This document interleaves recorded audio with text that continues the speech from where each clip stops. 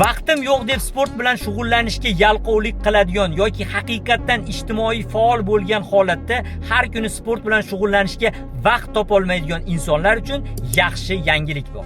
Oxirgi yangi tadqiqotlar shuni ko'rsatdiki, hafta davomida o'rtacha intensivlikda har kuni olib boriladigan mashg'ulotlar, trenirovkalar va haftaning ma'lum bir kunlarida yuqori intensivlikda olib boradigan trenirovkalar bir xil darajada yurak-qon tomir xatari, infarkt, o'lim xavfini kamaytirar ekan.